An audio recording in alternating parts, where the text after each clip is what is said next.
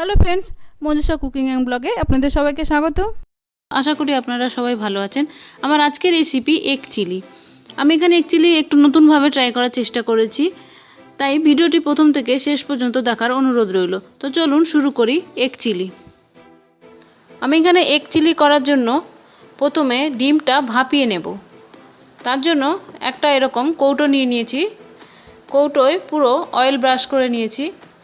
Oil brush করে নেওয়ার কারণ হলো যখন আমি ডিম ভাপানোটা নামাবো যাতে কৌটোয় লেগে না যায়, সহজে বেরিয়ে আসে। এবার আমি ডিম ফাটিয়ে কৌটোয় নিয়ে নিলাম। এখানে আমি 5টা ডিম নিয়েছি, আপনারা আপনাদের পরিমাণ মতো নিয়ে নেবেন। আমি এখানে ডিমের মধ্যে নুন দিয়ে দিলাম, গোলমরিচ গুঁড়ো, দিলাম 1.5 টেবিল চামচ সয়া সস,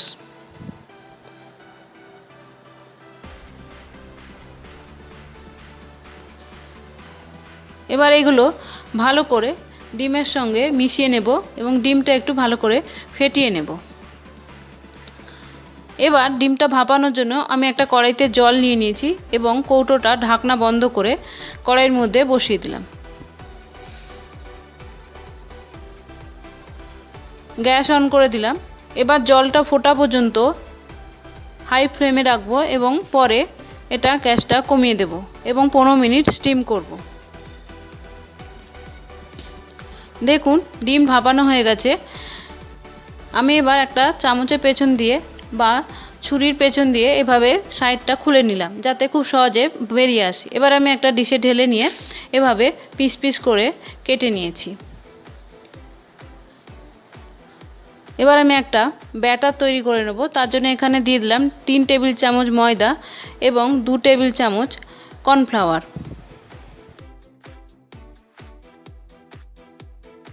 এর মধ্যে দিয়ে দিলাম নুন, রেড চিলি পাউডার, এটা অপশনাল, আপনারা চাইলে নাও দিতে পারেন, তবে দিলে ভালো কালার আসবে। দিয়ে দিলাম গোলমরিচ গুঁড়ো। এবার এগুলো একসঙ্গে মিশিয়ে অল্প অল্প করে জল দিয়ে একটা ব্যাটার তৈরি করে নেব।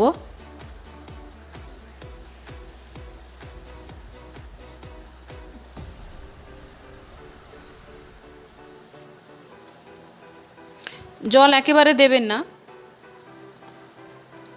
দেখুন ব্যাটারের ঘনত্বটা এরকম হবে, বেশি পাতলাও না আবার বেশি ঘনও না। বেশি ঘন হলে ডিমের ওপর কোটিংটা বেশি হয়ে যাবে, তাহলে ভাজা ভালো হবে না, আবার বেশি পাতলা হলে ছেড়ে যাবে।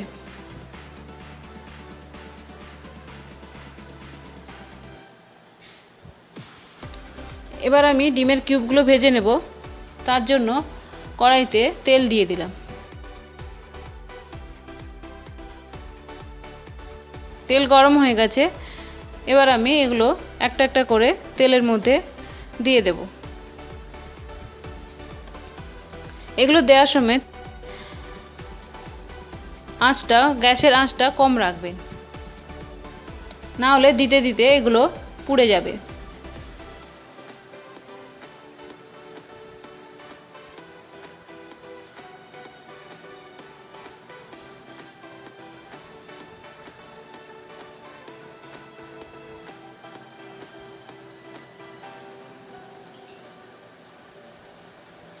দেখুন আমি দিয়ে দিয়েছি সবটা।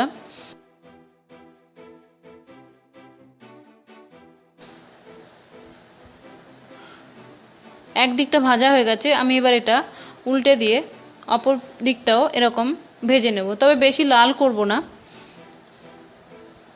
এবং ভাজার সময় গ্যাসের আঁচটা মিডিয়াম টু হাইতে রাখবো, কারণ এটা খুব বেশি ভাজার দরকার নেই, কারণ তাহলে শক্ত হয়ে যাবে।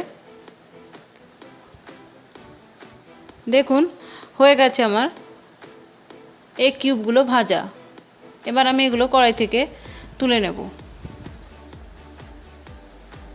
এগুলো কিন্তু ভেতরে খুব সফট আছে।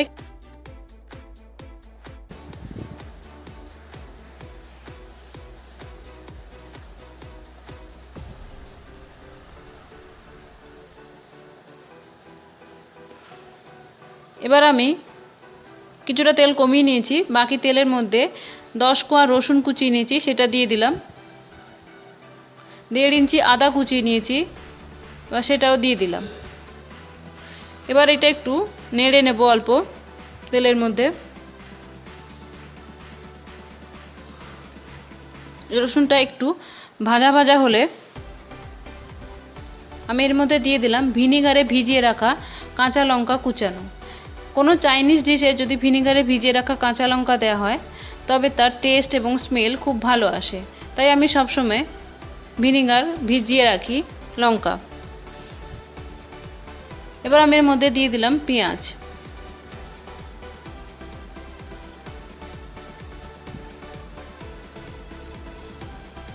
পেঁয়াজটা আমি হাই ফ্লেমে মিনিট খানেক ভেজে নেব। বেশি ভাজার দরকার নেই, কারণ এগুলো একটু কাঁচা কাঁচাই থাকে, বেশি লাল হয় না। দেখুন ভাজা হয়ে গেছে। এবার আমি এতে দিয়ে দিলাম ক্যাপসিকাম। ক্যাপসিকামটাও মিনিট খানেক ভেজে নেব।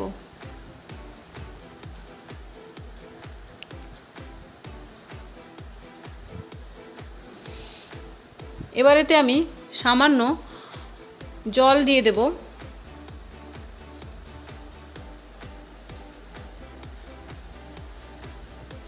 যাতে আমি যখন সসগুলো দেব যাতে সেগুলো পুড়ে না যায়।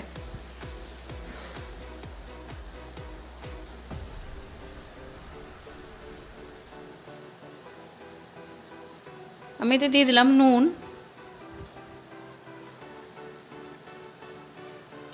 Soya sauce.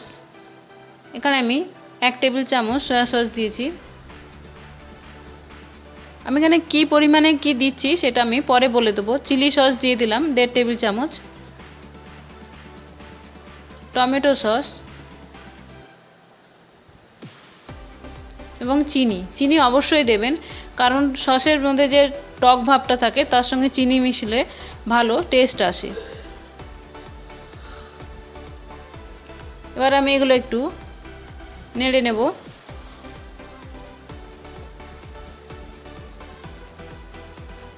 এবং এর মধ্যে দিয়ে দিলাম ভিনিগার।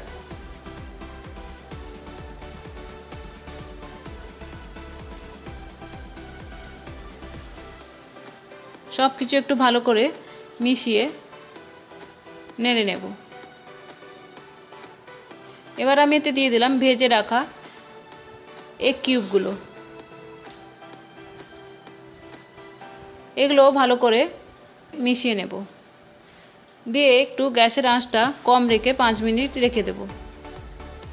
দেখুন 5 মিনিট পর এটা শুকিয়ে গেছে। আমি এটা বেশি গ্রেভি করব না, তাই জন্য অল্প কর্নফ্লাওয়ার অল্প জলে গুলে দিয়ে দিলাম। আপনারা গ্রেভি করতে চাইলে আরেকটু কর্নফ্লাওয়ার এবং আরেকটু জল দিতে পারেন। কর্নফ্লাওয়ার দেওয়ার পর বেশিক্ষণ গ্যাসে আঁচে রাখবেন না, গ্যাসের আঁচ নিভিয়ে দেবেন। এবার আমি এর মধ্যে দিয়ে দিলাম স্প্রিং অনিয়ন এবং একটু নেড়ে নিলাম। তো রেডি আমার এগ চিলি।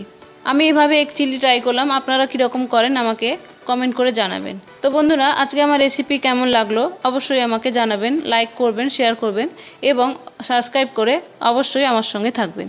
নমস্কার।